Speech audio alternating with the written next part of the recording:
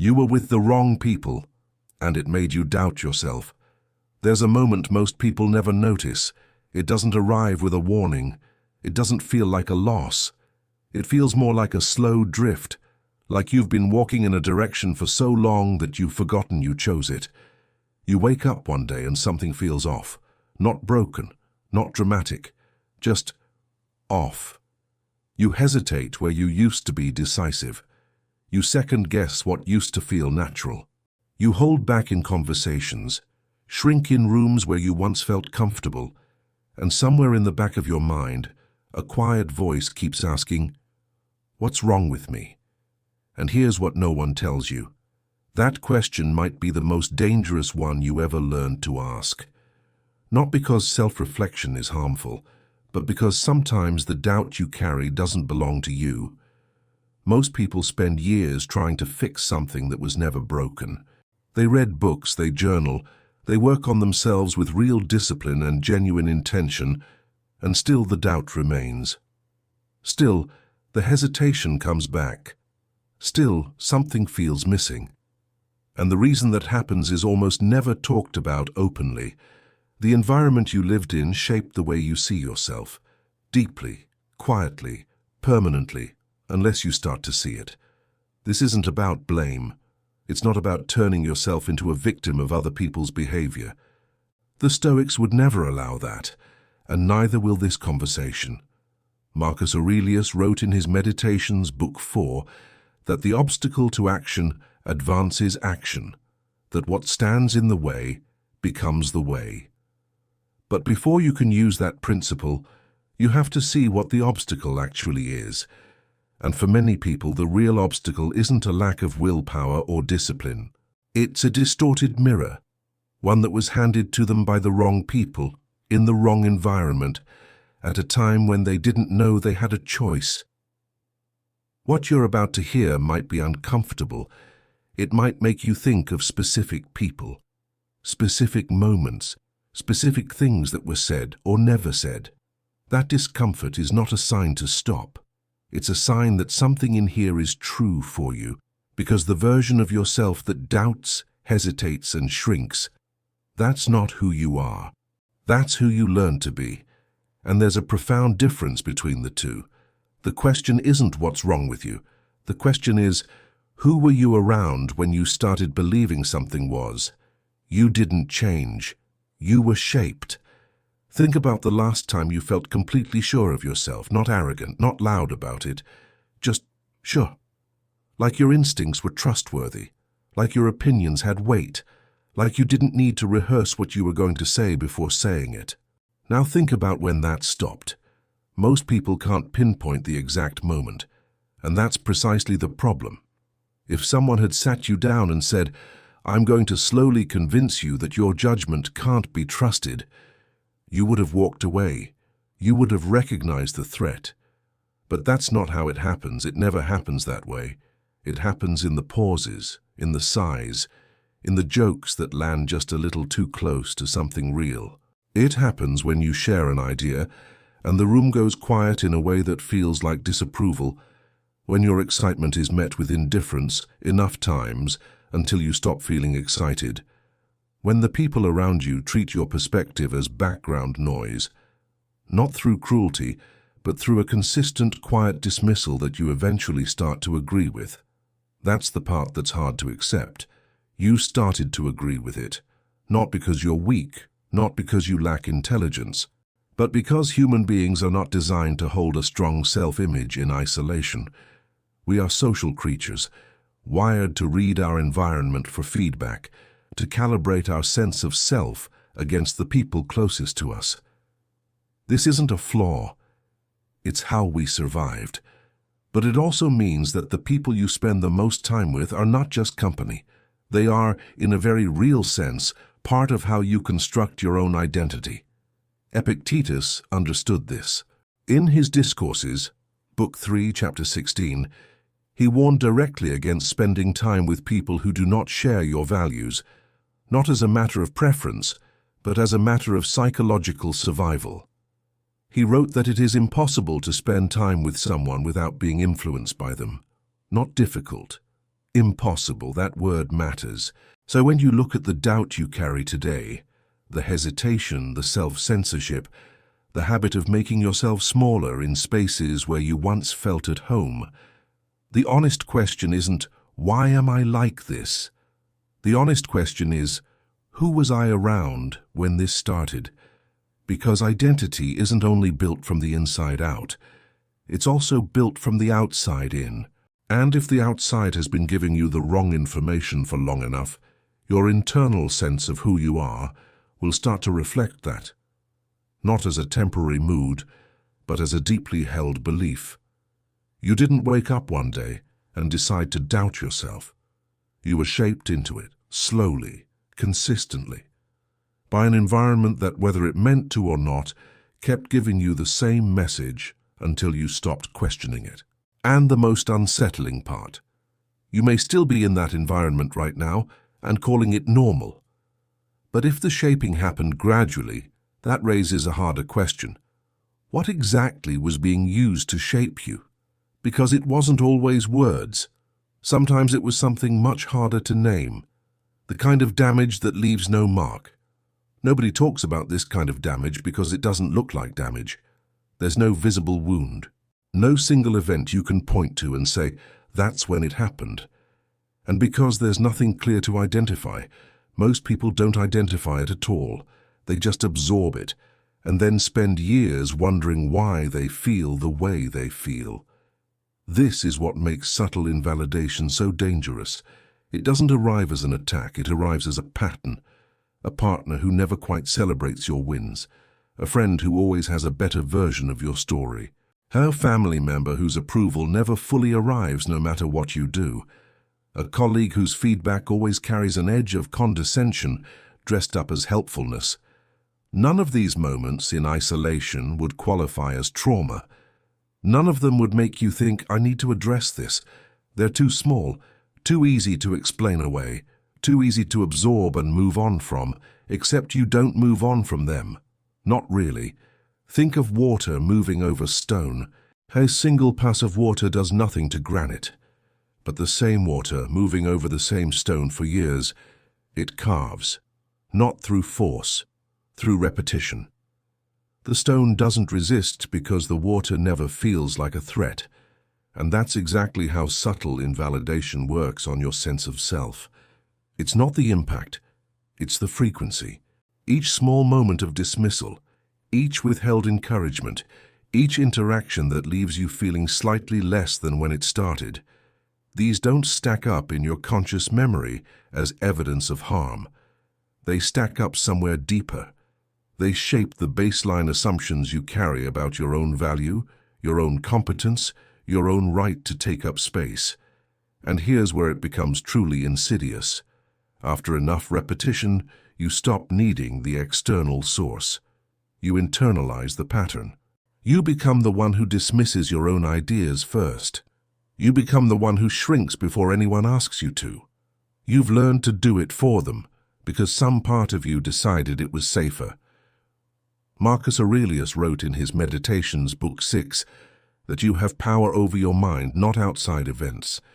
That is one of the most quoted lines in Stoic philosophy. But here's what's rarely said alongside it. You cannot exercise power over your mind if your mind has been quietly colonized by someone else's judgment. The work of the Stoics begins with awareness, and awareness begins with being honest about what has actually been happening, not what you wish had been happening. The damage is real, even when it leaves no mark, even when you can't explain it in a single sentence, even when the person who caused it never raised their voice. And if that kind of quiet damage is real, then it had to go somewhere. Which brings up something most people find even harder to face. Whose voice is actually running in your head when their opinion became your inner voice? At some point, something shifted. The criticism stopped coming from outside and started coming from inside. The voice that tells you you're not ready, not good enough, not quite what's needed. That voice feels intimate. It feels like yours. It knows your specific fears, your particular insecurities, your exact soft spots. Of course it feels like yours. You've been hearing it for so long that you stopped questioning where it came from. But here's the question worth sitting with. Does that voice sound like anyone you know? Carl Jung wrote in The Undiscovered Self that what we don't make conscious becomes fate, that the patterns we fail to examine continue to run beneath the surface, shaping choices we believe are free. One of the most powerful of those patterns is the internalized voice of someone who held authority over us, emotionally, socially, or psychologically. A parent, a partner, a group, someone whose opinion felt at some point like it determined your worth. When we spend extended time in an environment where our self-perception is consistently shaped by another person's reaction, their approval, their silence, their subtle corrections, we don't just remember what they said. We absorb the way they saw us and begin to see ourselves through that lens. The external voice becomes internal architecture, and once it's inside, it no longer needs the original source to keep functioning. This is why people leave toxic relationships or difficult family environments and still carry the damage. They removed the source but kept the program. The voice remains. The hesitation remains. The habit of shrinking, preempting criticism, or assuming failure before trying, all of it remains because it's no longer coming from out there. It's coming from a version of you that was built by someone else's consistent, repeated message about who you are.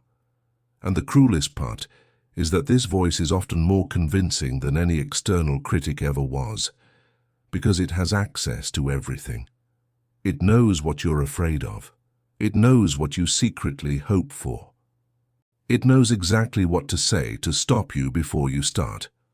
The Stoics called this the work of the ruling faculty, the hegemonikon, the part of the mind that directs thought and judgment.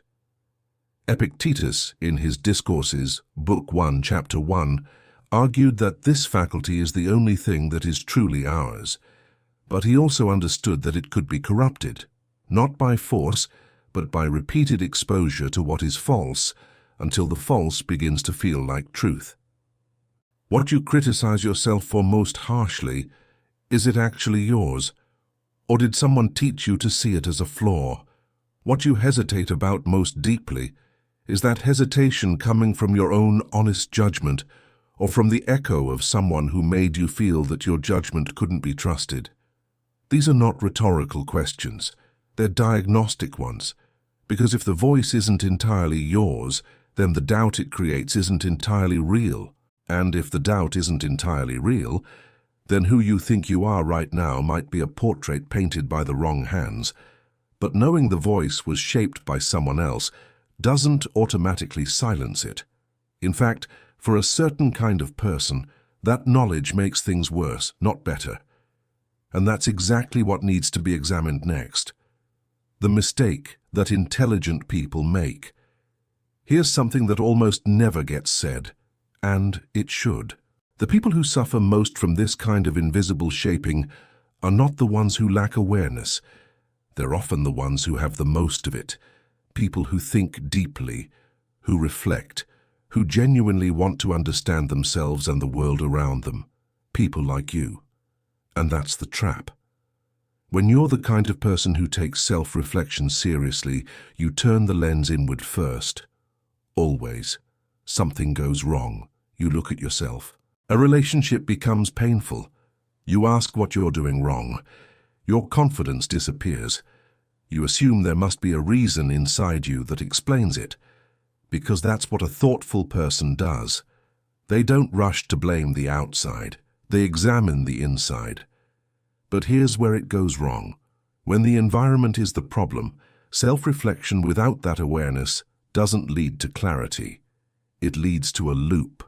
You keep examining yourself, keep finding new angles to critique, keep generating explanations for why you feel the way you feel, and none of them quite fit, because you're looking in the wrong place.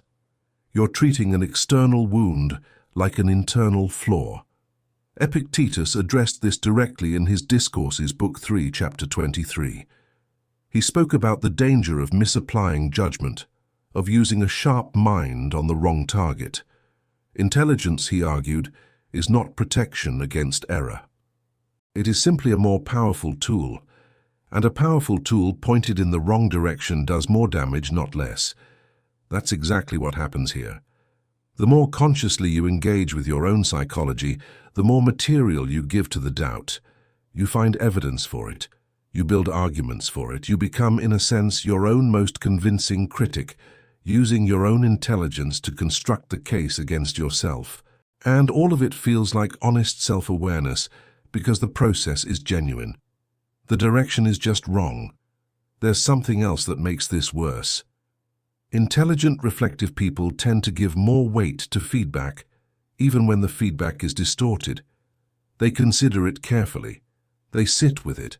They try to find the truth in it, even when the truth isn't there. And in doing so, they absorb what they should have questioned. This is not a character flaw. It's a cognitive pattern. And like all patterns, it can be seen once you know what you're looking at. The Stoics were precise about this. Marcus Aurelius wrote in his Meditations, Book 8, Paragraph 7, that we suffer more in imagination than in reality. But imagination doesn't create its content from nothing. It works with what it's been given. And if what it's been given, consistently, repeatedly over time, is the message that your judgment is unreliable, your intelligence will build an entire architecture around that message. Organized, detailed, convincing. You are not broken for having done this. You were using the only tools you had, in the only direction that felt responsible. But now you're seeing what those tools were actually building, and that changes everything. Because the moment you recognize that the loop exists, you can stop feeding it, not through force, not through positive thinking, but through something the Stoics valued above almost everything else: accurate perception. Seeing things not as you fear them to be, not as others told you they are, but as they actually are. And what's actually true is this: your capacity for reflection was never the problem. The problem was where it was aimed. And the fact that you've been examining yourself this carefully, for this long, is not evidence of weakness. It's evidence of exactly the kind of person who, once they redirect that attention, becomes very difficult to shake. But here's what that redirection requires, and why most people resist it longer than they should. You adapted to belong. There is a behavior so deeply wired into human beings that most people never question it, even when it's costing them everything. It's not weakness. It's not insecurity. It's something far more fundamental than either of those things. It's the drive to belong. From the earliest moments of human existence, being part of a group wasn't a preference. It was survival. To be excluded was to be exposed. And the nervous system learned at a level far beneath conscious thought that belonging was worth almost any price, including the price of yourself. So when you started shrinking in certain environments, when you began softening your opinions, tempering your reactions, adjusting your personality to fit what the room seemed to want, that wasn't weakness speaking. That was an ancient survival mechanism doing exactly what it was designed to do. The problem is that you're not living in the environment it was designed for, and the cost it extracts today is not physical danger, it's identity. You stopped saying what you actually thought, not all at once, gradually. You noticed what landed well and what created friction, and you made the quiet, unconscious calculation that friction wasn't worth it. So you smoothed yourself out. You became easier to be around, more agreeable, less sharp, and for a while it worked. The group stayed comfortable, the tension stayed low, and something in your nervous system registered that as safety. But there's a version of you that noticed, quietly, something that kept track of every time you swallowed a real opinion, every time you laughed at something that didn't sit right, every time you made yourself smaller so the room could stay larger. That part didn't forget. It just went somewhere you stopped checking. Epictetus wrote in his Enchiridion, chapter 23, that if you want to improve, you must be willing to appear foolish and ignorant to those outside. He wasn't speaking only about intellectual growth. He was speaking about the cost of authenticity in environments that punish it. The price of being real, in a group that rewards performance, is always some degree of exclusion. And most people, when forced to choose between exclusion and erasure, choose erasure, because erasure is quiet and exclusion is loud. What makes this particularly difficult to see is that the adaptation feels virtuous. It looks like maturity. It looks like emotional intelligence. It looks like knowing how to read a room. And sometimes it genuinely is. But there is a line, and most people cross it without ever noticing, where social adaptation stops being a skill and starts being a slow disappearance. You began to doubt your own instincts not because they were wrong, but because you stopped using them, and things you don't use you eventually stop trusting. The muscle weakened not from damage, but from disuse. This is the part that takes courage to admit. You didn't just get shaped by the wrong people. In some cases you cooperated with the shaping, not because you wanted to lose yourself, but because you were trying to keep something, a relationship, a sense of safety, a place in a world that felt uncertain. That's human, that's completely human. But what you kept came at a cost that was never written on the receipt. And that cost compounds. Because what begins as adaptation becomes expectation. The group that once required you to shrink slightly now requires it as a condition of belonging. And walking that back, trying to reclaim space you voluntarily gave away, feels like aggression, even when it's just honesty. But what you gain by belonging to the wrong place, and what it actually takes from you, those two numbers have never balanced, and somewhere inside you already know that. The invisible cost of staying. Most people don't leave environments that diminish them because leaving feels dramatic. The situation is rarely extreme enough to justify it. At least, that's what they tell themselves. There's no single event they can point to. No clear breaking point. Just a slow accumulation of something that's hard to name but impossible to ignore once you've started noticing it. And so they stay.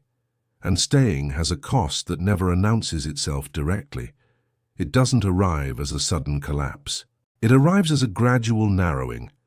The things you used to consider doing, you stop considering them, not because you decided against them, because somewhere in the process of adapting, you stopped believing they were available to you.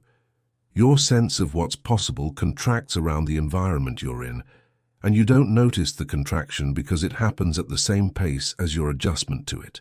This is one of the most precise observations in Marcus Aurelius's Meditations, Book 4, Paragraph 3, that the soul becomes dyed with the color of its thoughts.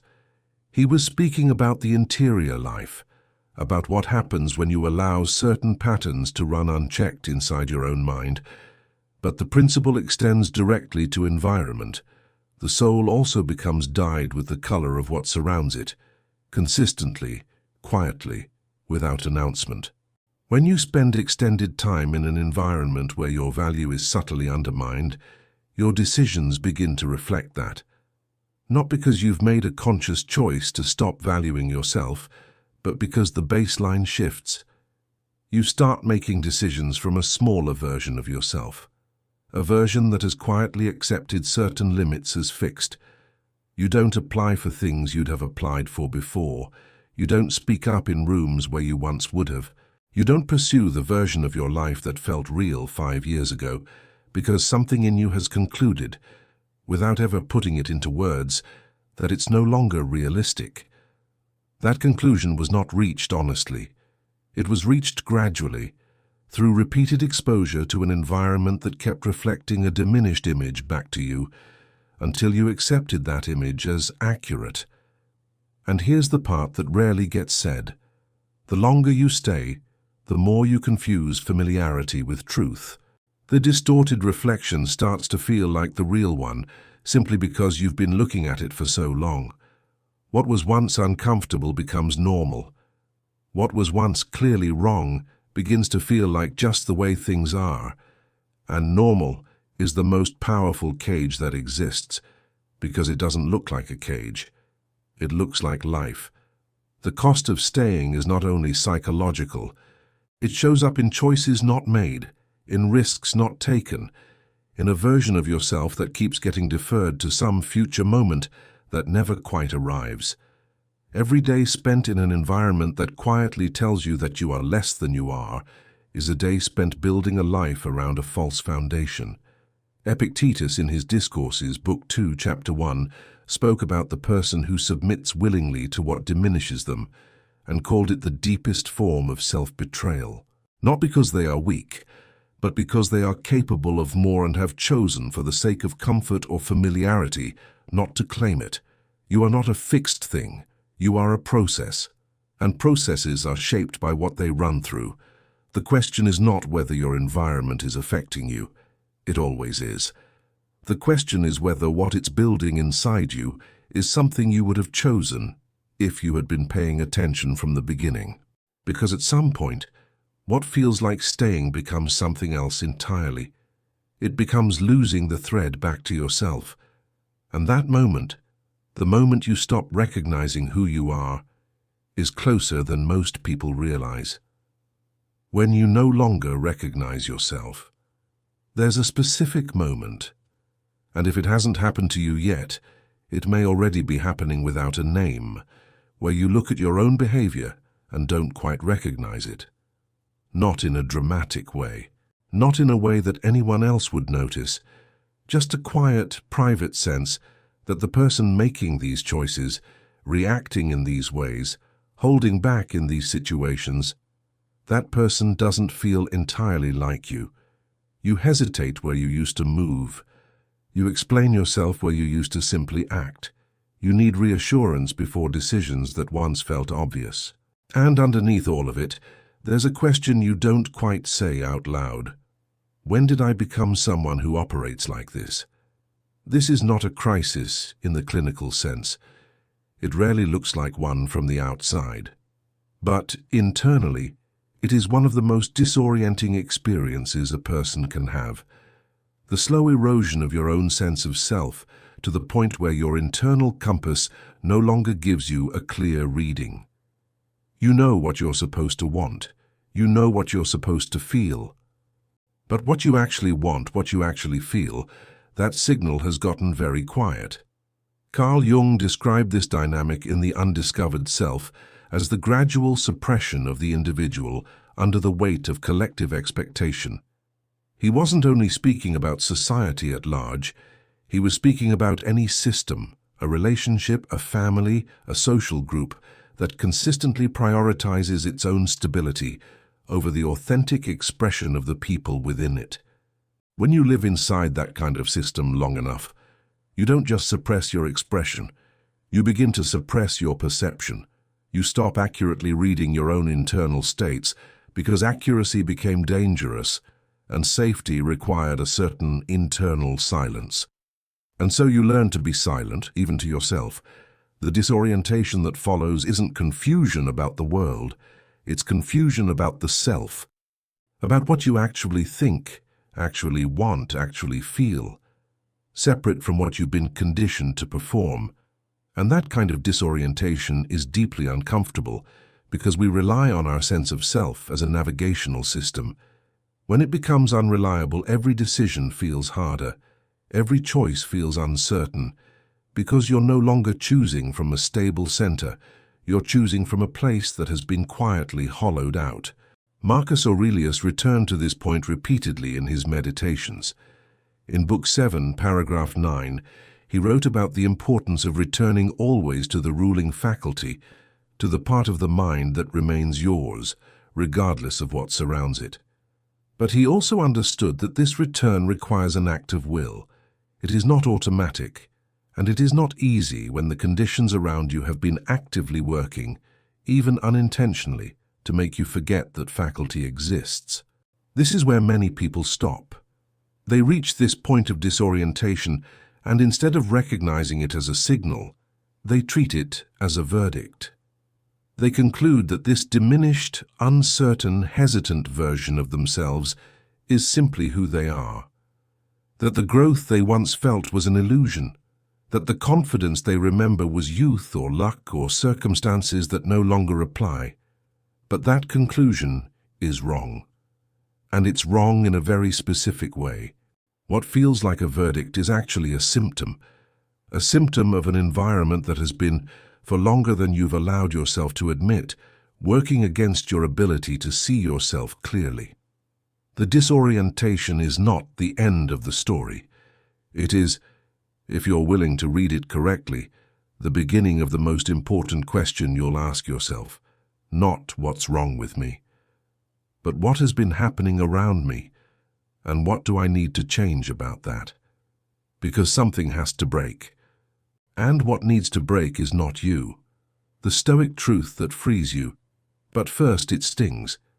There's a point in this kind of conversation where philosophy has to stop being comfortable, where it has to stop sounding like reassurance and start sounding like a challenge. Because the Stoics were not therapists. They were not in the business of making you feel better about your situation. They were in the business of making you see it, clearly, honestly, without the distortions that self-pity or self-protection create. And the truth they offer here is not an easy one. Marcus Aurelius wrote in his Meditations, Book 2, Paragraph 1, that at the start of each day you will encounter people who are ungrateful, arrogant, deceitful, and envious. He didn't write that to generate sympathy. He wrote it as a preparation, a reminder that the world contains what it contains, and your task is not to be surprised by that, but to decide, consciously and deliberately, what you allow it to do to you. That's where the sting is. Because the Stoic position, taken seriously, not just quoted, places a portion of the responsibility back in your hands. Not the responsibility for what was done to you. Not the responsibility for the environment you found yourself in, or the people who shaped it, or the years during which you didn't yet have the awareness to see what was happening. None of that is yours to carry. But this is, at some point, awareness arrives. And after awareness arrives, what you do with it becomes your responsibility. Fully, without negotiation. Epictetus was the most direct of all the Stoics on this point. He had been a slave. He understood from lived experience what it meant to have no control over your external circumstances, and from that position, not from comfort, not from privilege, he built the most rigorous philosophy of internal freedom ever recorded. In his Discourses, Book 1, Chapter 1, he drew the line with absolute precision. Some things are in our power, and some are not. The body, reputation, external circumstance, not ours.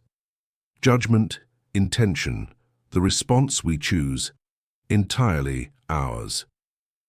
What this means, applied directly to where you are now, is both liberating and demanding. It means that the voice in your head, the one that sounds like doubt, like hesitation, like someone else's judgment wearing your face, does not have to be obeyed. It can be examined, it can be questioned, it can be refused.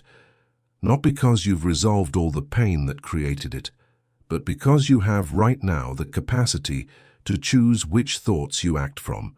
That's not the same as pretending the damage didn't happen. It's not toxic positivity dressed in philosophical language. The Stoics never asked you to deny reality.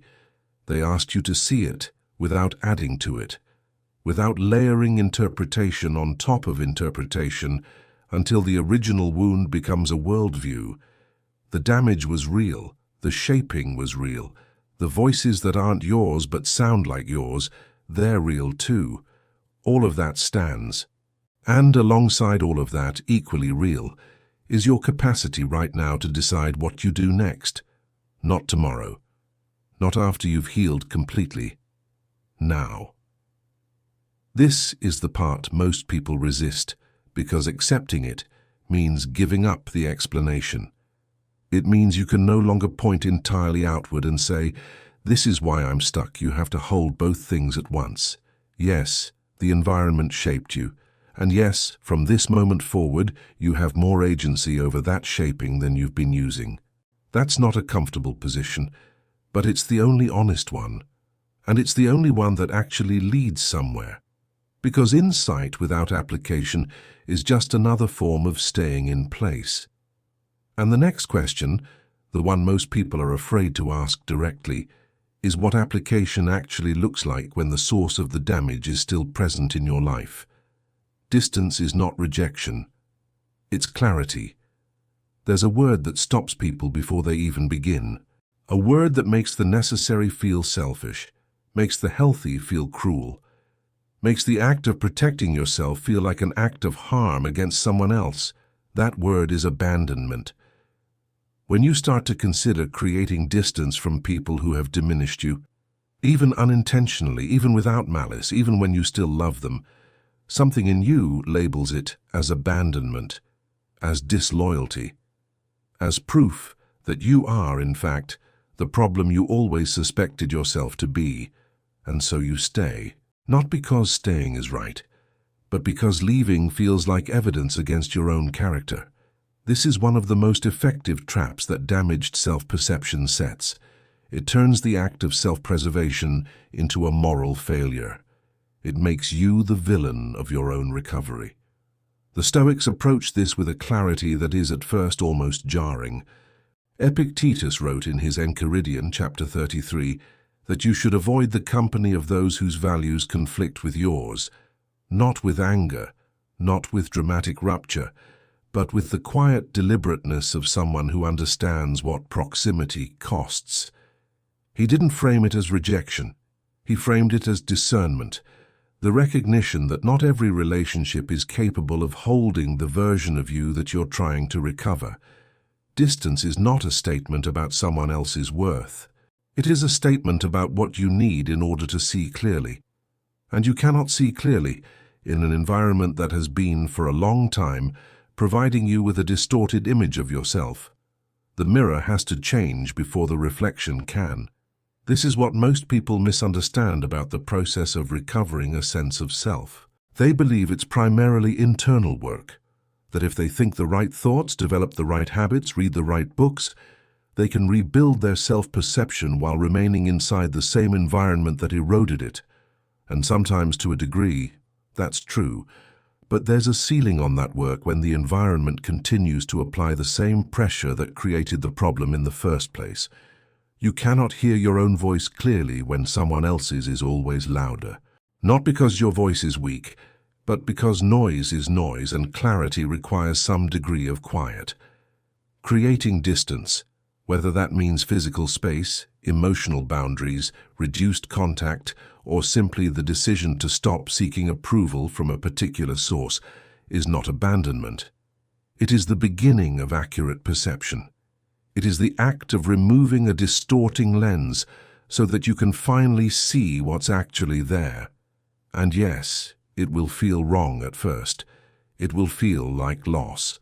It may feel like betrayal of them, of the relationship, of the version of yourself that needed that connection to feel safe. Those feelings are real, and they deserve to be acknowledged. But feelings are not always accurate guides to what's right, especially when those feelings were shaped by the same environment you're trying to step back from. Marcus Aurelius wrote in his Meditations, Book 4, paragraph 3, that it is in your power to retire into yourself whenever you choose. He wasn't speaking only about solitude. He was speaking about reclaiming the interior space that gets colonized when you spend too long trying to maintain connection with people who cannot meet you where you actually are. You are not abandoning anyone. You are returning to yourself. And that return, quiet, uncomfortable, necessary, is where everything that follows becomes possible. Because when the noise finally reduces, something unexpected tends to happen. Not immediately, not dramatically, but steadily. A voice begins to emerge that you haven't heard clearly in a long time. And when you hear it, really hear it, You'll recognize it immediately. Voice that was always yours. It doesn't arrive loudly. That's the first thing to understand. After years of being shaped by external noise, of internalizing voices that weren't yours and doubting the ones that were, the return to your own perception doesn't come as a sudden revelation. It comes quietly. In small moments that are easy to dismiss if you're not paying attention, you make a decision, and for the first time in a long time, it feels like yours, not performed, not calculated for someone else's reaction, just yours. You have an opinion about something, and instead of immediately wondering how it will land, you simply notice that you have it. You feel something, and instead of questioning whether you're allowed to feel it, you just feel it. These moments seem small, but they are not small. They are the first signs of a self that has been waiting, patiently, persistently, underneath everything that was layered on top of it. This is something the Stoics understood deeply, even if they described it in different terms. Marcus Aurelius returned to this idea throughout his meditations, the idea that beneath all the noise of the external world, beneath all the roles we play and the expectations we absorb, there is something that remains essentially yours. Your capacity for judgment, your ability to perceive, your faculty for choosing what to align yourself with. In Meditations, Book 5, Paragraph 8, he wrote about the mind that has retired into itself, not as an escape, but as a return to the only place where real clarity is possible. What you're recovering is not something new. You are not building a self from scratch. You are clearing away what was placed on top of one that already existed. That distinction matters because it means the foundation is already there. It has always been there. It was never destroyed, only buried under the accumulated weight of an environment that kept telling you it wasn't enough. Carl Jung spoke about this in terms of individuation, the lifelong process of becoming consciously who you actually are beneath the layers of adaptation and performance.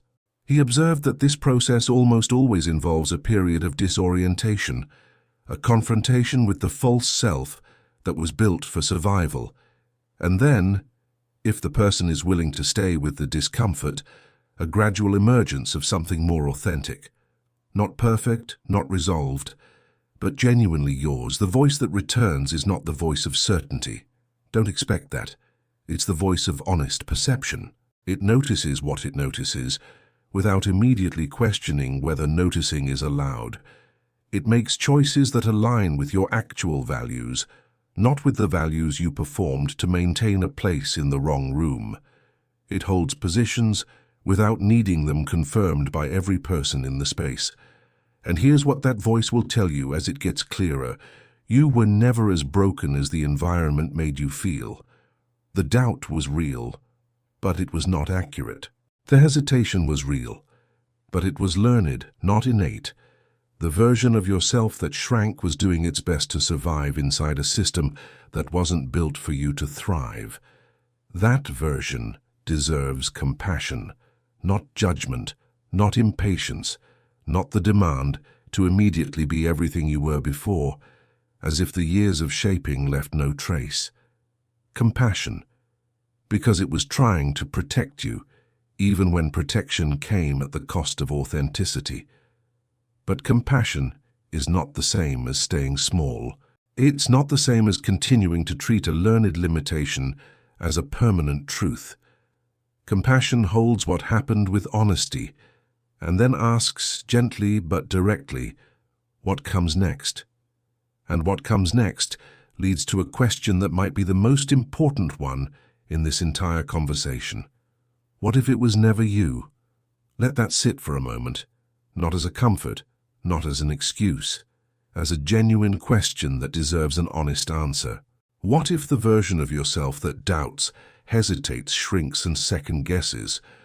What if that version was not the revelation of who you are, but the result of what you absorbed?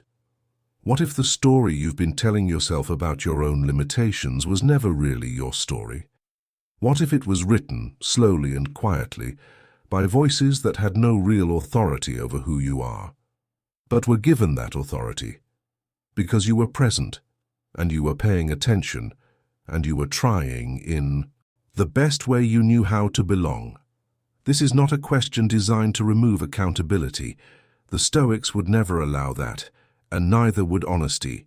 You are responsible for what you do with your awareness from this point forward. That part is not negotiable, but accountability and self-blame are not the same thing, and for far too long you may have been practicing one while calling it the other. Marcus Aurelius wrote in his Meditations, Book 12, paragraph 23, that everything that exists is the seed of what will emerge from it. He was speaking about transformation, about the fact that what appears to be an ending is often simply the condition required for something new to begin. The doubt you've carried, the hesitation, the slow erosion of your own self-trust, these are not proof of permanent damage. They are the conditions from which clarity can grow, if you are willing to see them clearly rather than simply endure them. And seeing them clearly means being honest about something most people resist, the possibility that you have been judging yourself by a standard that was never yours. That the measuring stick you've been using was handed to you by people who were themselves limited, themselves afraid, themselves unable to see you accurately, and that you accepted it not because it was true, but because it was consistent. Because repetition over time produces conviction, and conviction feels like truth even when it isn't. Epictetus taught in his Discourses, Book 2, Chapter 18, that the first and most necessary discipline is the discipline of perception, learning to see what is actually there, rather than what fear or habit has taught you to expect. This is where everything begins, not with motivation, not with willpower, not with a dramatic decision to become someone different, with perception, with the willingness to look at the story you've been telling yourself about who you are and ask, honestly, without defense, where that story came from. Because here is what is actually true. You are not the doubt. You are not the hesitation. You are not the version of yourself that learned to shrink in rooms where shrinking felt like the price of admission. Those are patterns, learned patterns, and learned patterns, by definition, can be unlearned. Not instantly, not without effort, not without the discomfort of choosing differently before it feels natural, but they can be unlearned. The person who existed before the shaping, curious, instinctive, capable of moving without rehearsing every step, that person was not a phase. That was not naivety or youth.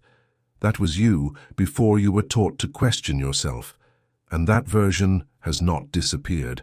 It has been waiting with more patience than you've given it credit for you to stop mistaking the noise for the signal. The noise was never the truth. It was just louder. You spent years surrounded by the wrong people. You absorbed what they reflected. You built an internal world around a distorted image, and then wondered why nothing felt quite right. That is not weakness. That is what happens to people who care, who are present, who are paying attention in environments that were not worthy of that attention.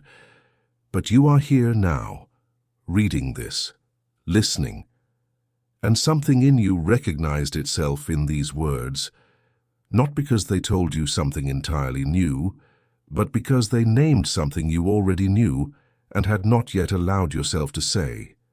That recognition is not small. That is the ruling faculty, as Epictetus called it, asserting itself. That is the part of you that was never fully colonized, never fully silenced, never fully convinced, even at your lowest, that the diminished version was the final one. It wasn't. It isn't. And it never had to be. You were not broken. You were not fundamentally flawed. You were not the problem that needed fixing. You were someone who listened to the wrong voices for too long and who is now finally beginning to hear their own. That is not a small thing. That is everything.